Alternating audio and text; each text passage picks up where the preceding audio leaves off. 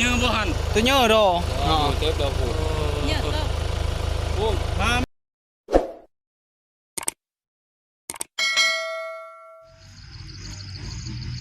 ครับถ่ายสบายดีแล้วก็สวัสดี FC ทุกท่านนะที่เข้ามาติดตามแล้วก็รับชมยินดีต้อนรับเขาสู่ซองเบ้าผมมาบ้านหน้าวันนี้ก็คอยก็เอามาดูดหายดูดหน้าพี่น้องเอ้ยมาดูดหายดูดหน้าตัวที่มาเบิ่งนะการดูดหน้าเลยดูดซ่อมแซมเฮือหน้าเก่าพี่น้องแล้วก็แปลงไปนี้นะเสียซื้อนี่ตัดไปเลยพี่น้องเอ้ยก็ค่อยก็รู้สึกว่าดีใจเลยพี่น้องเอ้ยที่ได้หน้าเพื่อใหญ่ขึ้นหมู่เลย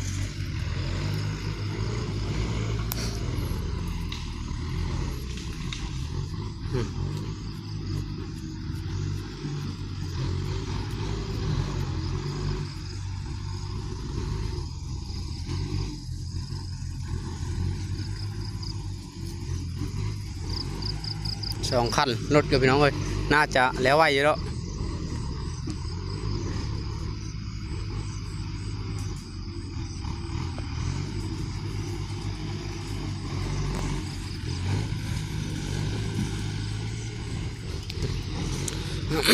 หน้านี้จะเป็นไฮเดียวเลยตีคันใหญ่เลยพี่น้องตีคันใหญ่ทีพี่นะถึงมาพี่แล้วจนฮอดปุ๊บนี่ก็กำลังดุดอยู่เขากำลังเบิกพี่น้องเอ้ยเบิกนี่แหละเบิกแล้วก็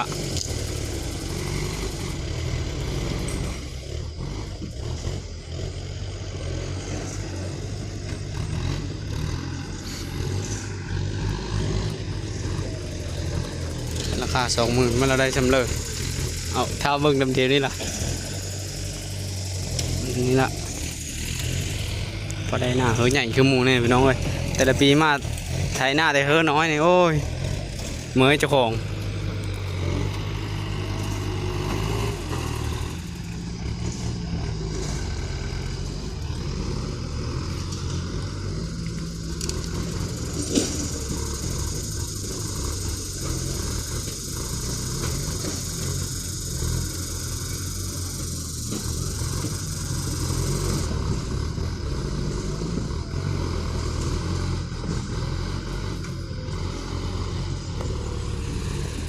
เบิกจนมาฮอตพีแล้วพี่น้องเลย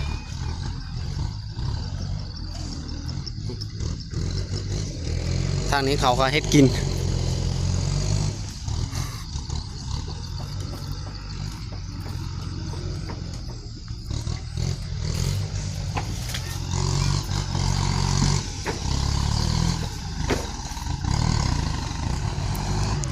ปั๊บเพื่อหน้าเลยพี่น้อง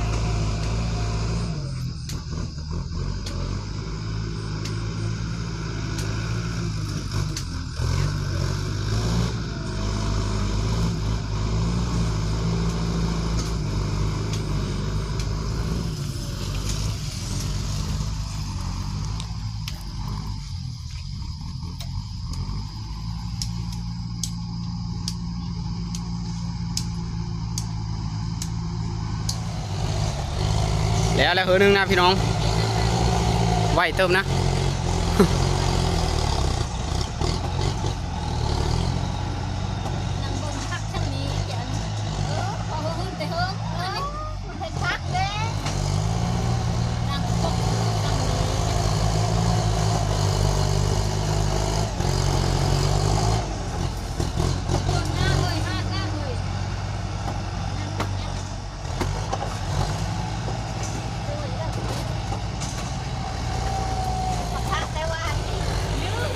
ทางเทิงนี่เฮือนึงเฮือนี้น่าจะเสร็จละน่าจะแล้วละโอ้ปีนจะโพดแล้วกันนะ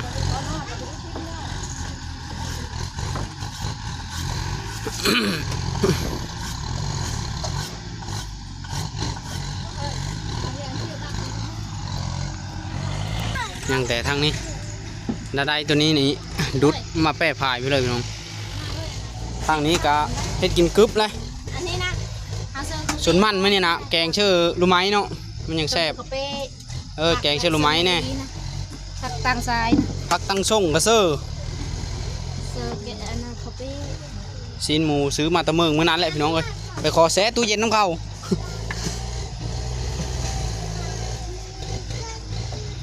นี่ก็กว้างเติบพี่น้อง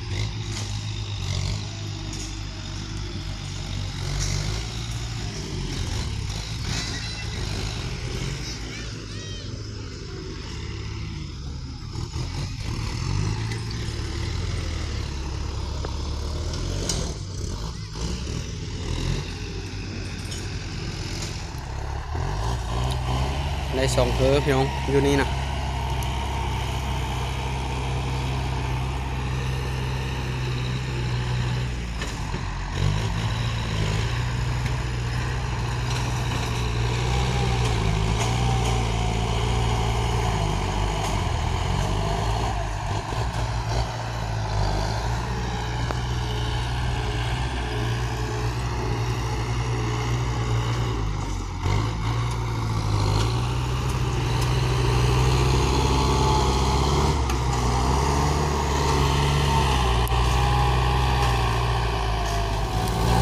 มาต่อตอนแรกพี่น้องแบ่งหน้านี่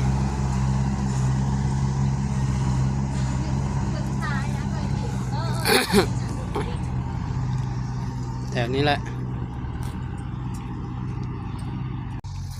มาปรับหน้าเก้าแน่พี่น้องเลยเพราะว่าทางพุ่นกับมันมี2นะ3กับตัวนี้แหละที่3แต่ว่ากับปรับหน้าเก้าแน่มันต่ำนะเพราะว่ามันสูงโพดน้ำมีถึงนะน้ำแล้วก็เยอะเอาไปปั้งคันพายแน่คันพายมันขาดพี่น้องเลยได้แหละพายนะมีแล้วแต่ว่าพายมันขาดนี่พายค่อยมันขาดแต่ละปีมันป้านคูปีขาดคูปีพี่น้องนี่นะสายน้ำมันมาจะมันมาแห้งมาพูบนี่นี่ว่าเพิ่นเอามาถมนี่นี่กับแมนมาแล้วดินคอยนี่จนหอบพูทางนี้กับแมนคือเดียวมันพ่อตะกระเทินนะสำนี้นะ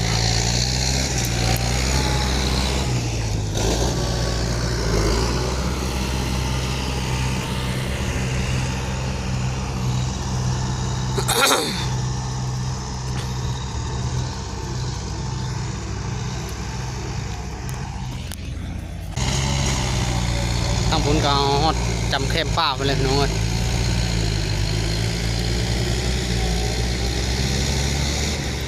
ทางนี้ก็เอาขานี่ไป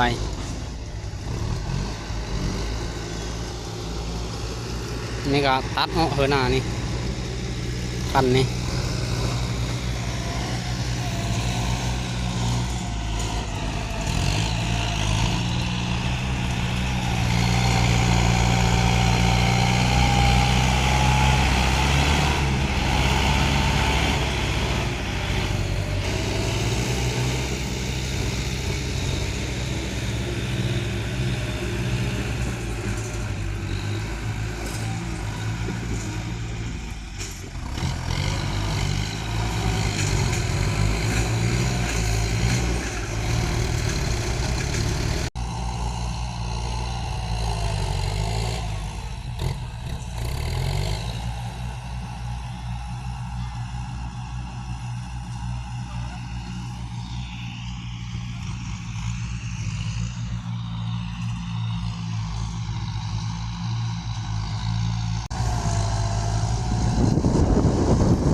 ก็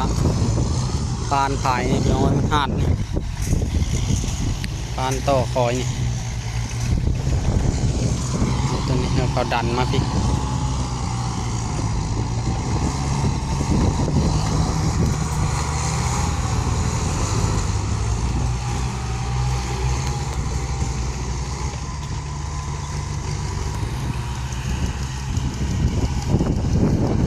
มืดฝนมาแล้วแล้วกันได้ตอนนี้ก็แล้วพี่น้องเอ้ยนี่แหละนี่ก็เป็นไฮนึงนะนี่ก็คือเขาเบิกตื่มอีนะมันเป็นไฮนึงถือว่าโอเคอยู่นี่อยู่พูกกับ2ไฮซ้ำเซตและปีนี้มาจ่ายเงินให้เพิ่นก่อนพี่น้องเอ้ยเพราะว่าดุดแล้วนะ3ไฮ แต่งให้เก่าเนี่ยเอาเงินนะครับดู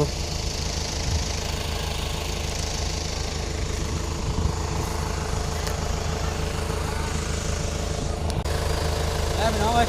เป็นเงินก้อนแรกแล้วคอยเนี่ยพี่ได้จับเงินหลายจะมีป้าดุกหน้ากะ12 ล้านป่ายพี่น้องเอ้ย 12 ล้าน6 เศษ 6 แสนใช่นะเพราะว่าเพิ่นไล่เป็นเงินบ้านเป็นว่า2 มื้อมื้อหนึงกะตกอยู่6 ล้าน 3 2 มื้อกะพอดี12 ล้าน 6 แสนพอดี10 ล้านนี่ก็10 ล้านพี่น้องเอ้ยแต่ว่าเรือตัวนี้เนี่ยก็ไปซักสร้างนะกะซื้อข้าวแน่ก่อนกะนี่ก็ได้เอาเงินมาเพิ่นแล้วบัดนี้มีเคยกำเงินหลายอย่างนี้ก็ย่ำมันเฮาก็คือภูมิใจย่ำมันอ้อแล้วก็คอยใจวาบเลยพี่น้อง 10 ล้านก็10 อั ล้าน น นี้น่ะ10 ล้านแล้วก็2 แสนนะ10 ล้านกับ2 ล้าน 10 ล้าน2 แสน6 แสน อ่ะมีแน่ใจพี่น้องเอ้ยช่วยซอยเดียวน้ำ เอา เอาคือเก้านึงอันนี้พัด 1 2 3 4 5 6 7 5 6 9 10 เจ็ดคัดไว้คัดละล้านอันนั้นกะ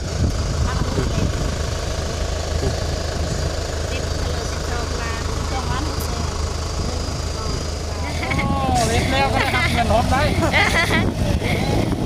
นับเบิ้งได้ 2 ล้านกับ6 แสน กลับมาก็แล้ว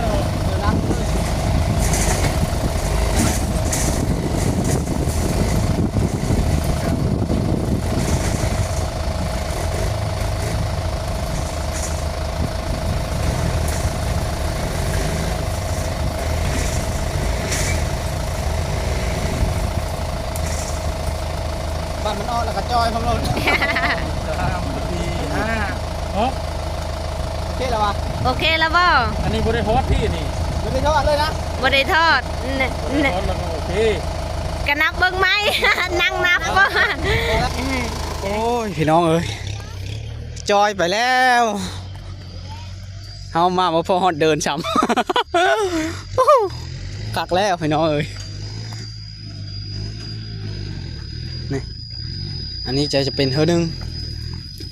คอยเดินเขาใหญ่ๆเลยแล้วนะแบบนี้แต่บิดน้ำหอมหนึงขานี้แหละ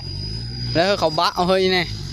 อันนี้มันสูงเด้ก้อนละแพงนะพี่น้องเอ้ยมันสูงพุ่นละนะโน่นเนื้อดินนะแต่เทมพวกเขาสังเกตว่าง่ายๆมันสูงราคากะเกือบหน่อยนึงนะจุนี่กะ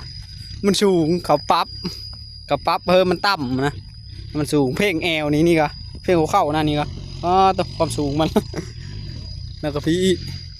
ราคามันกะ จะนักแน่แต่ว่าบีกว้างอ่ะราคานักเพราะว่ามันสูงปั๊บเพิ่มลงต่ำเด้ครับบีต่ำพัดน้ำมันบีเทิงพี่น้องเอ้ยนี่ก็ถือว่าโอเคเลยพี่น้องเอ้ยนี่ ถ้าได้เงินอีพูแล้วยังเฮ้เขาดันต่อบดเทงเขานะย้ายเทง ย้ายเทงอ้อแล้วก็ดันไม่ราคานึงนี่แหละบ้านนะ เพราะว่าหอมนึงกับแพงได้มันสูงเขาไม่ได้ว้าเรื่องอันหอมหรือมีหอมได้ดินเจ้ามันสูงเขาก็ไล่แนวนึงนี่พี่น้องเลยนี่ก็ค่อยให้เขาถมพายนี่อีนี่ ตึงบิดมันอยู่พี่เกตพายนี่แล้วมันถมหมดพี่แต่เก้านี่ก็เป็นดงเขาเบิกมาเฮอนี่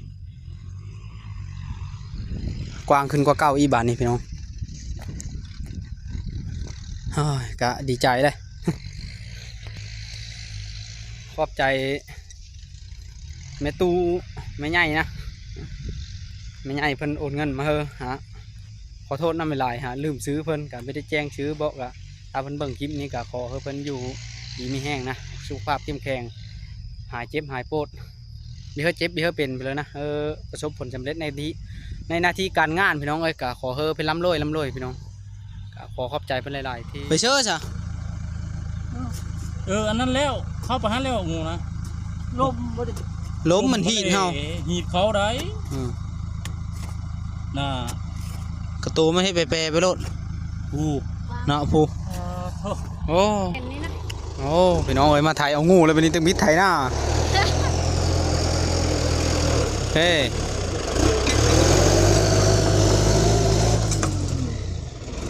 ไม่เห็นยังอยู่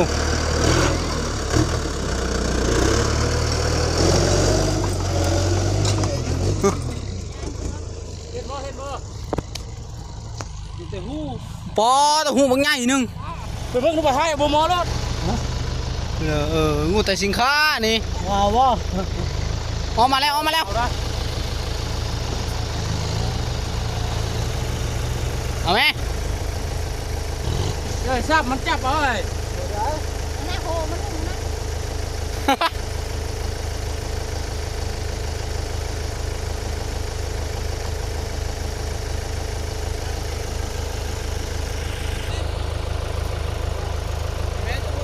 ตัวยืมบ่หัน ตัวเยอะดอ เก็บดอกกู เยอะเลย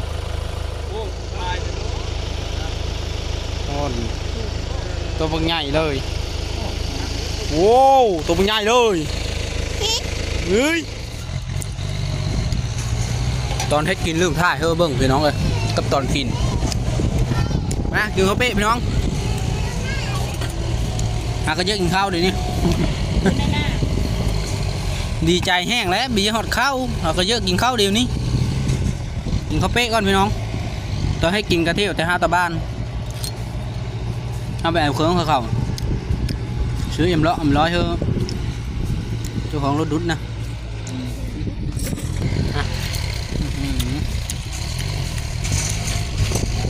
ไม่ได้ถ่ายทำน้องขอโทษนะ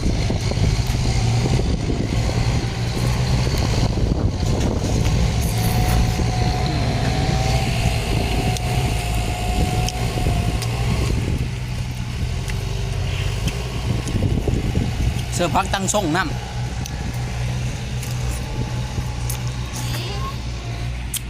นี่กะค้ำแล้วพี่น้องเอ้ย